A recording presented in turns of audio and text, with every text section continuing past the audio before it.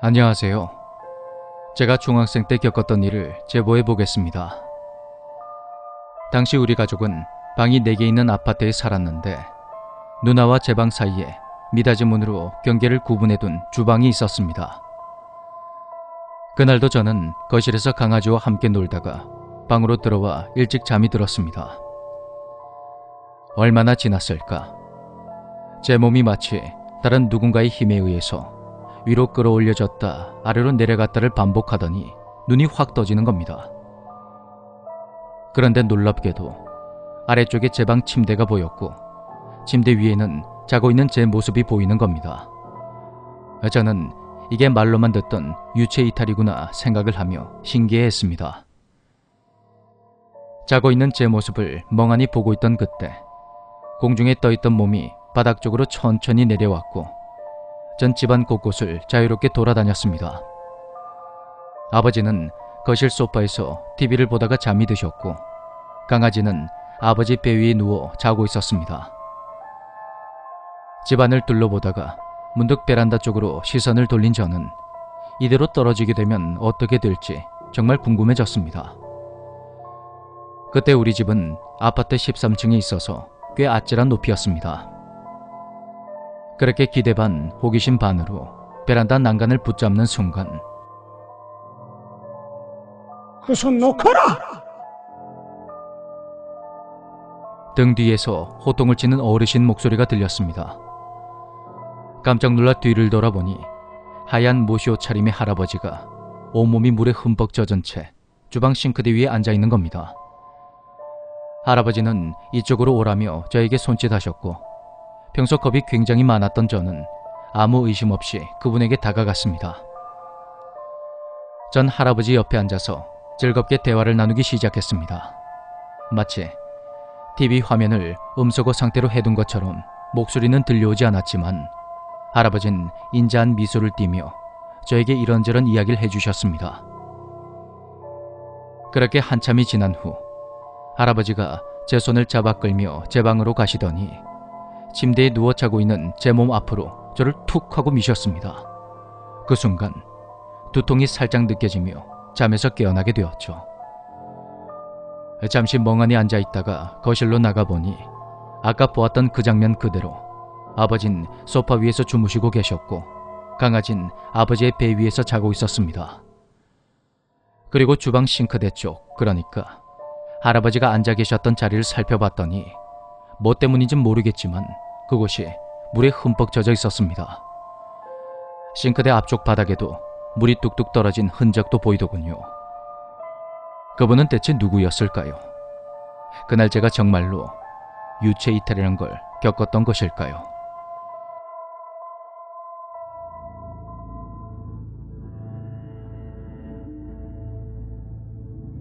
안녕하세요.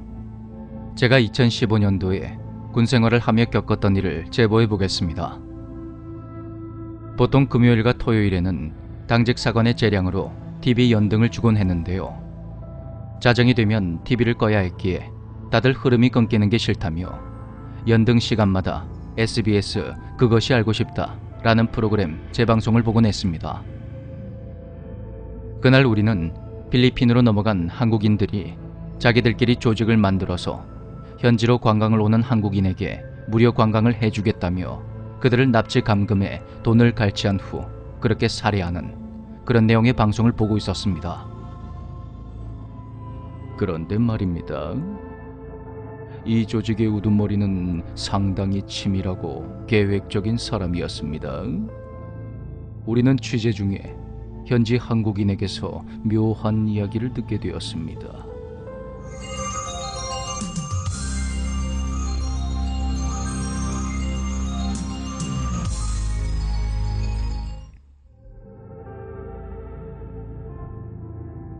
그렇게 TV 시청이 끝나갈 무렵 동기 중 한 명인 취사병 A가 차마 입에 담지 못할 막말을 내뱉는 겁니다.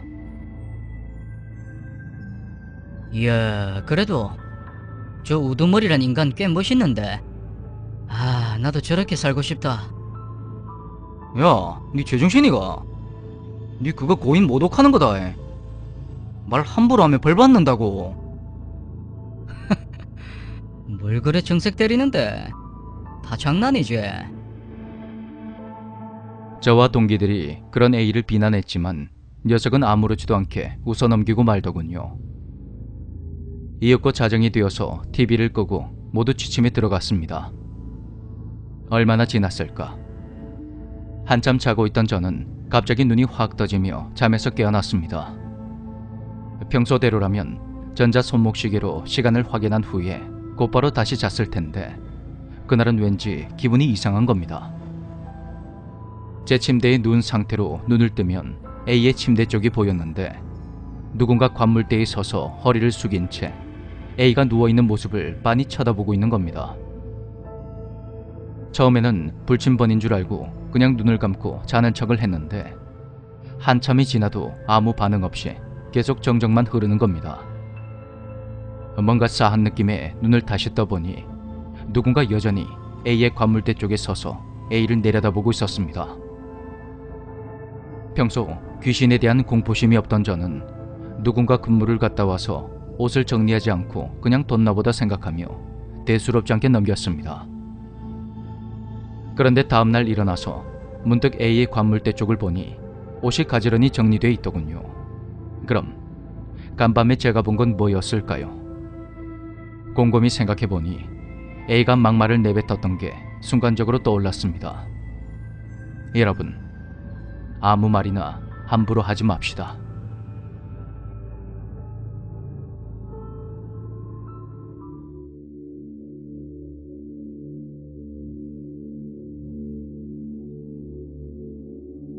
제가 중학생 때 선생님께 들었던 짤막한 이야기를 제보해 보겠습니다.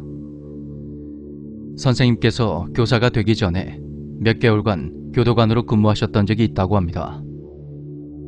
그 짧은 시간 동안 수많은 수감자들을 보았는데 정상인과 크게 다르지 않은 사람도 많았고 정말 제정신이 아닌 미친 사람들도 많았다고 합니다.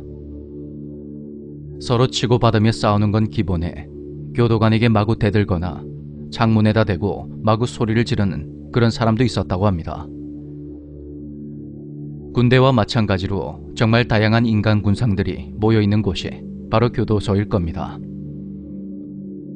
교도소 내에 술, 담배는 물론 본드 같은 위험한 물건들은 무조건 반입 금지라고 합니다. 하지만 우리가 영화나 드라마에서 종종 보는 것처럼 교도소 안에서도 어두운 뒷세계가 존재하고 반입 금지된 물건들을 몰래 들여와서 즐기는 그런 수감자도 있다고 합니다. 이런 분위기는 여러 사람이 한 방에 모여 수감된 곳의 상황이고요. 독방에 가면 분위기가 확 달라진다고 합니다. 다들 혼자 있어서 조용할 테니 분위기가 좀 다르긴 할 겁니다. 각자 책을 읽고 글을 쓰거나 운동을 하며 그렇게 몸을 기르는 경우가 많은데 그 중에서도 아주 뛰어난 손재주를 가진 그런 사람들이 가끔 있다고 합니다. 선생님이 담당했던 독방 쪽에는 그림을 아주 잘 그리는 사람이 있었다고 합니다. 벽에 그려진 그림이 일반인의 수준을 훌쩍 넘는 것이었는데 선생님은 문득 이런 재능을 가진 사람이 어째서 이곳에 오게 되었는지 궁금해졌다고 합니다. 그런데 그 독방에 수감된 사람의 이름을 확인한 선생님은 순간 온몸이 굳어버리고 말았습니다. 그 사람의 이름은 바로 연쇄살인마 유영철이었습니다. 그 말을 듣는 순간 온몸에 소름이 돋더군요.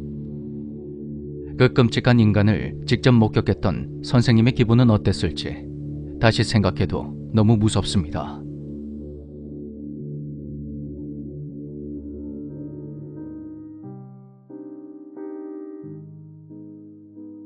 안녕하세요. 산모님의 라디오를 노동요 삼아 즐겨 듣는 직장인입니다. 어릴 적에 겪었던 일을 제보해 보겠습니다. 평소에 저는 꿈을 자주 꾸는데요. 거의 매일 시달려서 새벽에 두세 번씩 잠이 깨곤 합니다. 제 방은 한쪽 벽이 전부 창문으로 돼 있고 다른 쪽 벽에도 세로로 길게 난 창문이 있어서 아무리 한밤중이라도 빛이 새어 들어올 수밖에 없는 그런 구조입니다. 하루는 잠을 자다가 눈이 저절로 확 떠졌는데 느낌이 뭔가 이상했습니다. 방 안이 칠흑같이 어두워서 아무것도 보이지가 않는 겁니다. 순간 무서운 생각이 든 저는 벽을 더듬더듬 짚어가며 부모님이 계신 안방으로 갔습니다. 이불 위를 더듬어 보니 누워 계시는 부모님의 몸이 만져졌고 전 그 사이를 비집고 들어가 누웠습니다. 오른쪽에 어머니, 왼쪽에 아버지가 계셨는데 곤히 주무시던 어머니께서 갑자기 제 손을 확 붙잡으시는 겁니다. 그리고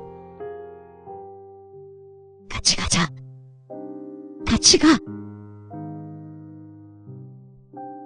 그 말에 저는 어머니가 잠꼬대를 하시는 줄 알고 대답 없이 버텼습니다.